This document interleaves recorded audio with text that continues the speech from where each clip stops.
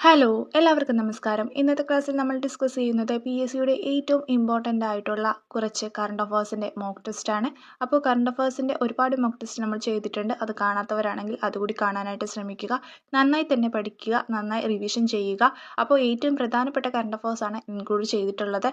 അപ്പോൾ എല്ലാവരും നന്നായി തന്നെ അറ്റൻഡ് ചെയ്യുക. നമുക്ക് ക്ലാസ്സിലോട്ട് കിടക്കാം. നമുക്ക് ക്ലാസ്സിലോട്ട് കിടക്കാം. ഒന്നാമത്തെ ക്വസ്റ്റ്യൻ, ഗവൺമെൻറ് ആശുപത്രികളിൽ രോഗികൾക്ക് ഗുണമേന്മയും സൗഹൃദപരമായ സേവനവും ലഭ്യമാക്കുന്ന പദ്ധതി. ഗവൺമെൻറ് ആശുപത്രികളിൽ രോഗികൾക്ക് ഗുണമേന്മയും സൗഹൃദപരമായ സേവനവും ലഭ്യമാക്കുന്ന പദ്ധതി ഏതാണ്? ഉത്തരം ഓപ്ഷൻ ബി, ആർദ്രം. ആർദ്രമാണ് ഗവൺമെൻറ് ആശുപത്രികളിൽ രോഗികൾക്ക് ഗുണമേന്മയും സൗഹൃദപരമായ സേവനവും ലഭ്യമാക്കുന്ന പദ്ധതി. രണ്ടാമത്തെ ക്വസ്റ്റ്യൻ, നിഹിൽ ബി ഏത് കായിക ഇനവുമായി ബന്ധപ്പെട്ടിരിക്കുന്നു? നിഹിൽ ബി ഏത് കായിക ഇനവുമായി ബന്ധപ്പെട്ടിരിക്കുന്നു? ഉത്തരം ഓപ്ഷൻ സി, ഖോ-ഖോ. ഖോ-ഖോ എന്ന കായിക ഇനവുമായി ബന്ധപ്പെട്ട വ്യക്തിയാണ് നിഖിൽ ബി.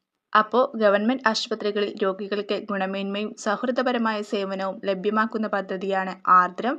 നിഖിൽ ബി ഖോ-ഖോ എന്ന കായിക ഇനവുമായി ബന്ധപ്പെട്ടിരിക്കുന്ന വ്യക്തിയാണ്.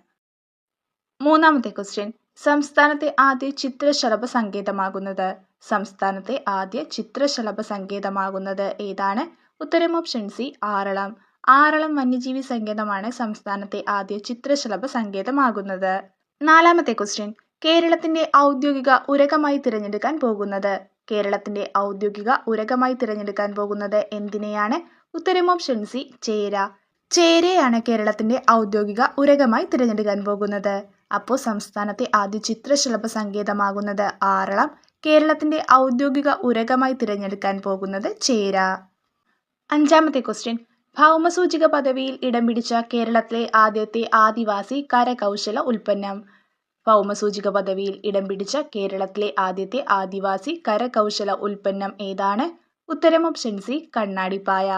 കണ്ണാടിപ്പായയാണ് ഭൗമസൂചിക പദവിയിൽ ഇടം പിടിച്ച കേരളത്തിലെ ആദ്യത്തെ ആദിവാസി കരകൗശല ഉൽപ്പന്നം. ആറാമത്തെ ക്വസ്റ്റ്യൻ, പ്രിയംവദ ജയകുമാർ രചിച്ച the man who fed India എന്ന ഗ്രന്ഥം ആരുടെ ജീവചരിത്രം ആസ്പദമാക്കിയിട്ടുള്ളതാണ്? പ്രിയംവദ ജയകുമാർ രചിച്ച the man who fed India എന്ന ഗ്രന്ഥം ആരുടെ ജീവചരിത്രം ആസ്പദമാക്കിയിട്ടുള്ളതാണ്?